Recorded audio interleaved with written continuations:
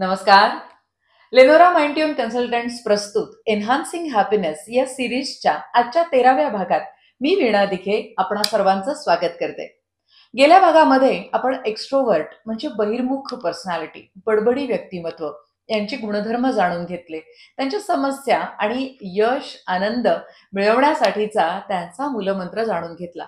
आजच्या भागामध्ये त्याच्या एकदम अपोजिट म्हणजे इंट्रोवर्ट अंतर्मुख पर्सनॅलिटी कशा असतात हे जाणून घेणार आहोत. डॉक्टर सीताराम कोल्हे सरांचं स्वागत करते. सर नमस्कार. नमस्कार. सर, इंट्रोवर्ट पर्सनॅलिटी अंतर्मुख म्हणजे कमी बोलणाऱ्या व्यक्तिमत्व कदाचित त्यांच्याबद्दल आज जाणून घ्यायचं आहे. काय सांगाल सर? हे व्यक्तिमत्व जसं एक्स्ट्रावर्ट जास्त बडबड करणारे असतात तसं ह्या शांत, संयमी, कमी बोलणारे असतात. निर्णय घेताना अजिबात घाई करत नाही. अच्छा, हे एक वैशिष्ट्य आहे. हे इम्पॉर्टंट वैशिष्ट्य आहे. आणि कुठलाही संवाद ते अत्यंत गांभीर्यपूर्वक करतात, अत्यंत विचारपूर्वक करतात, खूप डेप्थ मध्ये ते करतात. यांच्यामध्ये एक समजूतदारपणा, नात्यांना समजून घेण्याची वृत्ती पण चांगली असते. अच्छा. परंतु या लोकांना मित्रपरिवार तसा कमी असतो. कारण हे या व्यक्तिमत्व स्वतःत रममाण होणाऱ्या इतरांची स्पर्धा करत नाही, ते स्वतःची स्पर्धा करतात. आणि यांना निसर्गात किंवा बाहेर एकटं फिरायला जास्त आवडतं.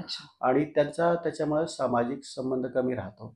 त्याच्यामुळे त्याच्या जवळचे नातेवाईक किंवा समाजातले लोक हा व्यक्ती मिसळत नाही म्हणून कदाचित नाराज राहू शकतात. आणि मग त्यांच्याकडून तसं एक्सप्रेशन जर या व्यक्तीच्या बाबतीत कधी आलं, यांना कळलं, तर मग या व्यक्ती थोड्याशा आपण आनंदाला डिस्ट्रेस त्यांच्या येतो.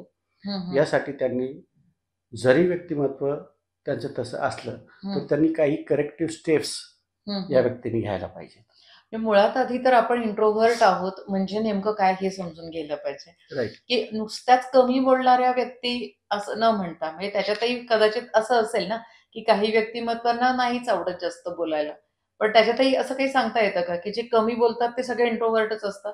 असं अजिबात नाही की कमी बोलणाऱ्या सर्वच व्यक्ती इंट्रोव्हर्ट असतात, असं नाही.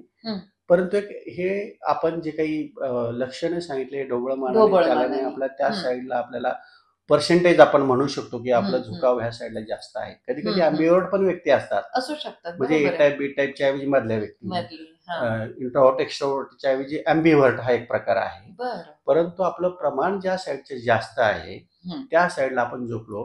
आणि ज्यांना अजून याच्यामध्ये खूप खोलवर जायचे त्यांनी खरोखर तर मी असं म्हणेन की त्यांनी त्यांच्या सायकोमेट्रिक टेस्टिंग करून घ्यायला पाहिजे, जेणेकरून त्यांना त्यांचं नेमकं काय आहेत, आपण काय व्यक्तिमत्व आहोत ते कळेल.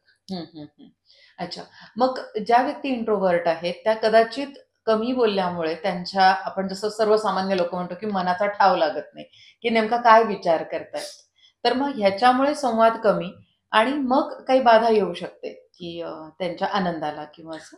कधी कधी ह्या व्यक्ती काय करतात, स्वसंवाद, स्वतःचे विचार, स्वतःमध्ये रममाण होणं, स्वतःच्या डिसिजनकडे ते त्या पद्धतीने इन्क्लाइंड होणं. कधी कधी तो डिसिजन चुकीच्या दिशेने जातोय हे जर त्यांनी कुणाशी संवाद शेअर नाही केलं तर मग या व्यक्तींना गायडन्स मिळत नाही. आणि मग ते न मिळाल्यामुळं कधी कधी लॉंग टर्म मध्ये कधी कधी त्यांना फ्रस्ट्रेशन येतं, कधी कधी टोकाच्या पावलाकडे पण ते जातात आणि मग ते कुणाशी शेअरच नाही करत. मग अशा व्यक्तींनी सुद्धा, जरी इंट्रोव्हर्ट व्यक्ती ह्या कमी बोलतात, कमी मित्र असतात, पण काही का होईना सिलेक्टेड त्यांना मित्र असावेत. जरी जास्त मित्र परिवार नसला तरी सिलेक्टेड मित्र असावेत, आणि हे खोलवर संवाद साधणारे असतात.